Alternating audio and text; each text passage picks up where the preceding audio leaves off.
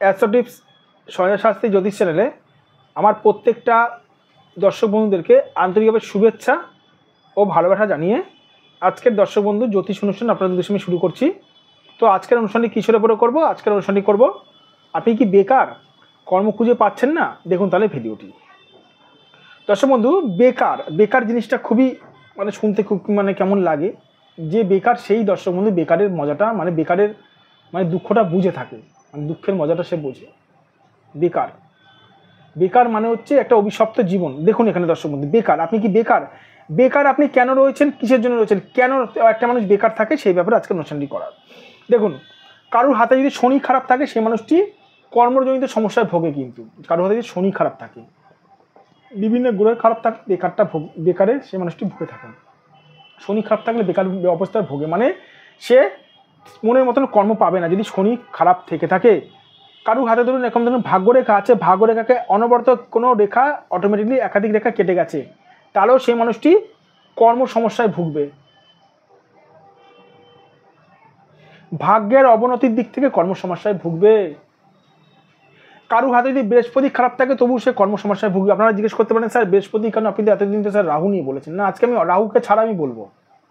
আমি তো রাহু নিয়ে সবসময় রাহুকে ছাড়াই বলবো। রাহু খারাপ থাকলে তো সবই খারাপ থাকে, কিন্তু বৃহস্পতি খারাপ থাকলে কর্মজনিত সমস্যা আসবে। কেন জানেন?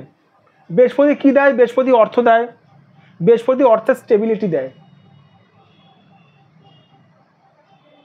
বৃহস্পতি অর্থকারক গ্রহ।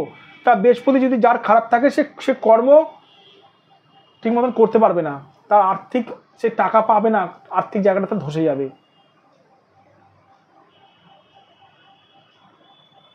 বোঝাতে পারলাম? তো যাই হোক, যাদের এরকম সমস্যা চলছে, আরও অনেক কানেকশান আছে। ধরুন কারোর বুধ খারাপ আছে, তবু সে কর্মজনিত সমস্যায় ভুগবে।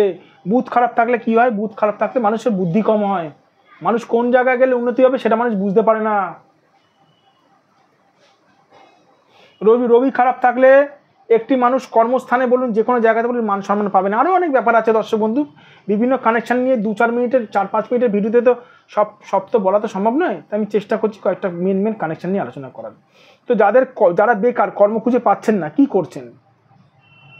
করছেনটা কি? আমি সবার প্রথমে বলবো, সঠিক একজন জ্যোতিষ দিয়ে নিজেদের ভাগ্যটা বিচার করান।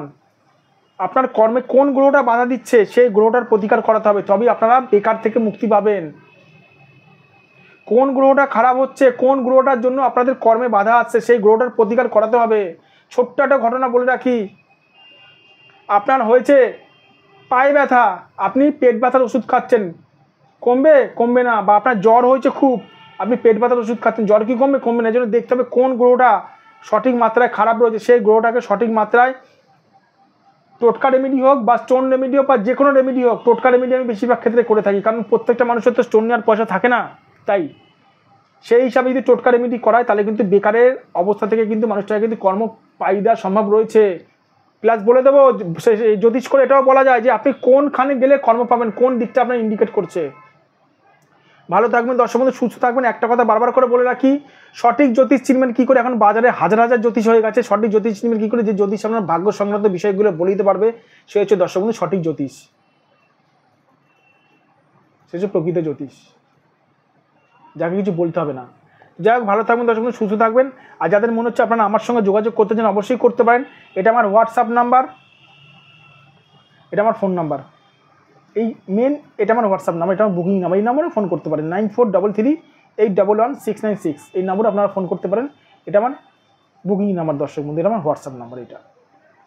আর যে সকল দূরের মানুষরা আমার এই মুহূর্তে আমার প্রোগ্রামটি দেখছেন, তাদেরকে আমি বলবো, আপনারা চিন্তা করবেন না, আপনারা মন খারাপ করবেন না। আপনারা অবশ্যই নিজেরা অনলাইন বুকিংয়ের মাধ্যমে আমার কাছে বিচার করাতে পারেন। এই হোয়াটসঅ্যাপ নাম্বারে নিজেদের হাতের ফটো পাঠিয়ে আমি বলে দেবো কেন আপনাদের কর্ম খুঁজে পাচ্ছেন না, কেন কর্ম সমস্যা হচ্ছে, কেন আপনি বেকার। জ্যোতিষীর কাছে বিচার করাতে গেলে দর্শক বন্ধু জ্যোতিষীর কথা শুনতে হয়। আর আমার কাছে যারা বিচার করাবে তাদেরকে আমি রিকোয়েস্ট করবো, অনুরোধ করবো, আমার কথা তাদেরকে শুনতে হবে। আমি কখনোই বলবো না আপনারা লাখ টাকা, হাজার টাকা খরচা করুন, এটা আমি কখনোই বলবো না।